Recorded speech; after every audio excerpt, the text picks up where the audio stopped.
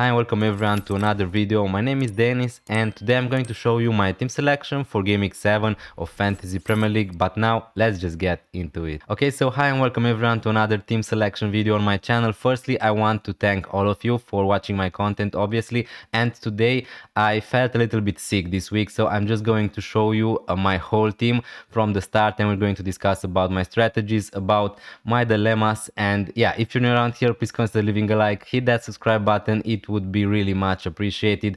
But now let's just talk a little bit about how my team is lining up for Game Week 7 of Fantasy Premier League. Now in goal, it is an easy decision for me. I have Raya and Dubravka. I'm just going to play Raya against West Ham at home. We're going to talk a little bit about my defense. Now my defenders are Gabriel, Senesi, Van de Ven, Alderete and Anderson. You can definitely make a case. Maybe I should play someone like Anderson against Bournemouth away instead of someone like Van de Ven, since he's way better for defensive contributions. But again, I think that Fulham are going to concede in that game against Bournemouth. And also I have two players from Bournemouth myself, Senesi and Semenyo. So at the moment I'm leaning towards just playing Van de Ven in the easier fixture. Now again, I'm not 100% expecting Spurs to keep a clean sheet or something like that, but the fixture is definitely better. Van de Ven just scored in the Champions League, so he has a little bit of an attacking threat. So as long as I have Van de Ven, he's going to start into my team when the fixtures obviously are going to be right. With my other two defenders, it's pretty easy. Gabriel, really happy to have double Arsenal defense. They are the best defense in the Premier League. Their stats are amazing, and yeah, overall I think that they're going to keep a lot of clean sheets. So good to be right where I am at the moment with Raya, Gabriel. Again, with Gabriel, there are some doubts at the moment. As you may know, yesterday they played in the Champions League and Gabriel was took off with a little bit of an injury. Now Arteta was pretty positive about Gabriel, but again, Arteta is not the most trustful manager. Let me just say it like that. So again, we're going to see what Arteta is going to say in his press conference tomorrow. But as things stand, I'm going to play Gabriel. Hopefully, it's going to be fine. If Gabriel somehow is going to be out, or I'm going to have some doubts about him starting that game against West Ham, then my decision is just going to be to play Anderson there and probably still roll the transfer. I don't think that it is a major injury for Gabriel anyway, so I'm really happy to have two defenders from Arsenal anyway for this run of fixtures: West Ham, Fulham, Crystal Palace, Burnley, Sunderland, Spurs. So again, the fixtures are great. Arsenal are a great defense, no debates here. And Senesi, again, 100%, he's going to start this game. He's the best defender in the game from the first 6 game weeks at least regarding defensive contributions. Fulham at home, Fulham probably out without Muniz, without Raul Jimenez maybe in this game. So yeah, the chances for a clean sheet are looking decent for Bournemouth. He's decent for defensive contributions. Now again, that doesn't mean that Senesi is going to keep getting defensive contributions points every game week, definitely not, but again, he's the best at the moment. Now, my other defenders are Alderete, Anderson. We talked about them. Alderete, although Man United were really bad, I'm still expecting them to score against Sunderland, kinda. So, yeah, it just makes a lot of sense to bench Alderete for this game week.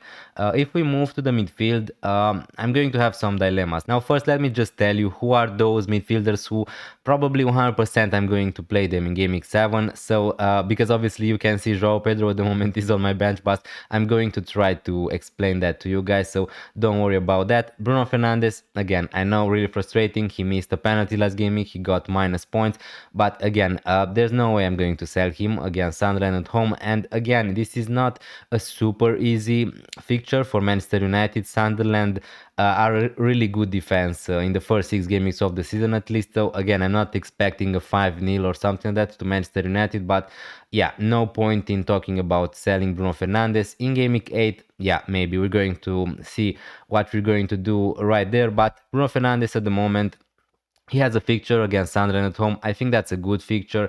He could also be on penalties. I don't think that suddenly Mbeumo or Kuni are going to be on penalties, but obviously we need to see when Manchester United are going to get another penalty. So Bruno Fernandes is going to play 100% into my team. The same could be said about Semenyo. The fixtures are decent. Two fixtures at home: Fulham, Nottingham Forest in the next three, Crystal Palace away in game week 8. The fixtures are great. No worries about playing Semenyo this fixture.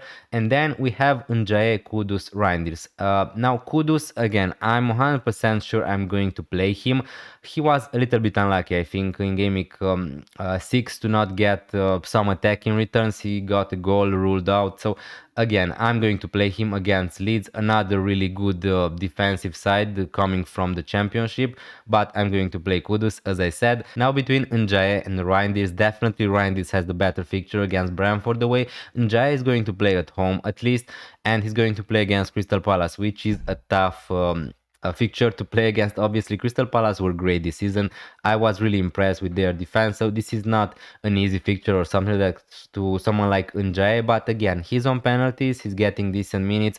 Everton looking better attacking wise this season than they did last season, and he also could be decent for defensive contributions because they're going to play against Crystal Palace. A lot of players who are playing against Crystal Palace, this is an interesting statistics, are kind of more likely to get a lot to defensive contributions. So yeah, again, that's just a bonus if Njae is going to hit defensive contributions. So at the moment, I'm leaning towards playing Njae. And then if we look at my bench, I have João Pedro who's going to play against Liverpool. And at the moment, this is my dilemma: to play Reinders against Brentford away and or João Pedro against Liverpool at home. Now, please let me know down in the comments down below, what would you do? In my case, I'm not 100% sure what I'm going to do, but at the moment I'm leaning towards just playing Reinders, taking the better fixture. Again, João Pedro is a forward, Ryan this is a midfielder. I understand those things. I also, Liverpool looked really bad defensively against Crystal Palace, against Galatasaray in the Champions League. So you can make a case about playing João Pedro. Maybe João Pedro also could be on penalties. So yeah, it is not such an easy decision, to be honest with you. Usually I would just play the striker, but again, I'm just not buying this. Liverpool are going to be such a bad defense all the season. So again, Alisson also is injured, so Mamardashvili is going to play in goal. I think that he's a good backup. He's definitely not Alisson. Alisson is the best goalkeeper in the world, in my opinion at least. So yeah, Konate also is not playing great for Liverpool, but I just see Liverpool as that team who are capable to turn up in these games. And definitely I don't think that it is an easy fixture for João Pedro. I'm going to keep João Pedro. I don't understand why a lot of people are talking about selling him. If we look at the fixtures for Chelsea, it's Liverpool, not great in game week 7. Then it's Nottingham Forest, Sunderland, Spurs, Wolves at home, and Burnley away. This is a great run of fixtures. And right now, João Pedro's minutes are looking great. Now, he has a little bit of an injury. Maresca is keep telling us about that, but he is suspended in the Champions League, so he's going to get a nice rest. He wasn't called up for Brazil. He's going to get another rest before game week 8 or before game week 9 when they're going to play Sunderland. So his minutes in the Premier League are looking great at the moment. I'm not sure if João Pedro is going to play 90 minutes against Liverpool because of these injury doubts. That's another factor leaning me towards playing Reinders. Again, Reinders is a Man City midfielder. He played in the Champions League, but I just think that his minutes at the moment are okay. When Cherky, when other players are going to be back from Manchester City, maybe we could see some rotation, but at the moment I just don't see Manchester City starting that game without Reinders. Definitely, I could be wrong. It is a risk to play Reinders, but yeah, at the moment I'm willing to take it. And if we look at my forward line, really happy with Haaland. Obviously, he's going to be my captain. I don't think that you should, I don't know, take any seconds in thinking if you should captain Erling Haaland or not. He's just a joke at the moment. He's getting a lot of goals. He's getting a lot of chances to score goals, which is more important. And yeah, he's generating a lot of expected goals. So yeah, for me, I just don't see the worth in going without Erling Haaland for my sanity in the first place. So I could have someone like Bruno Fernandes, maybe someone like Gyökeres, but again, Erling Haaland is going to be my captain, and probably this is not a surprise for you. And also Brentford away is a nice fixture. So yeah, really happy to have Haaland. Gyökeres, he would have been my second captaincy choice this gaming, but he played 90 minutes in the Champions League. Again, is there a war when Gyökeres is going to be benched and maybe Arsenal are going to play with Merino up front? Yeah, for sure. But again, at the moment, I still think that Gyökeres is going to start that game and I'm going to take that chance. But Again, not great that he played 90 minutes in the Champions League. I still think that he's going to be on penalties, and the fixtures are great for them. So I kind of want to have Gyökeres for the next 3, 4, 5 gamings because I chose him on my wildcard 6, and yeah, the fixtures are just getting better now, so no point in thinking about selling him, at least for now, for Game Week 7, for Game Week 8. So yeah, I wildcarded in Game Week 6. Maybe some things I would like to change now in Game Week 7, but not a lot of them, to be honest with you. I'm pretty happy with my team, with the team. I'm pretty happy with my team, with the team I picked on my wildcard. Again, the outcome wasn't amazing. Now, obviously, if I can choose right now, probably I would not like to have someone like Bruno Fernandes. Maybe I would not have Van de Ven.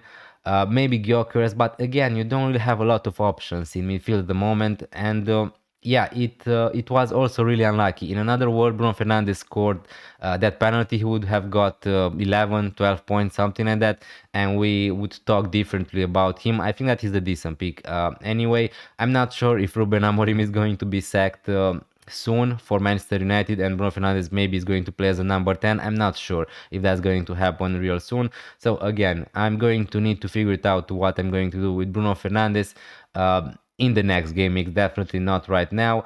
Njae, again, he's not the most explosive player or something like that, but I'm happy with him. And also, I wildcarded in game week 6. I want to give these players 1, 2, 3 game weeks to prove themselves, because I didn't wildcard just for game week 6, guys. So remember that if you use your wildcard in game week 6, try to not make a lot of transfers. I would advise you, because your team probably is looking decent for the next few game weeks. Now my plan for this game week is definitely to roll the transfer. If Gabriel is going to be out against West Ham, I'm just going to play Anderson. But definitely I'm not looking to make any transfers. I have one free transfer at the moment, and yeah, I'm going to roll it. If we move to game week 8, this is how my team is going to look like. I'm going to have Gabriel, Alderete, Senesi. Here I could play Anderson or Van de Ven, but probably I would just like to play Alderete against Wolverhampton at home.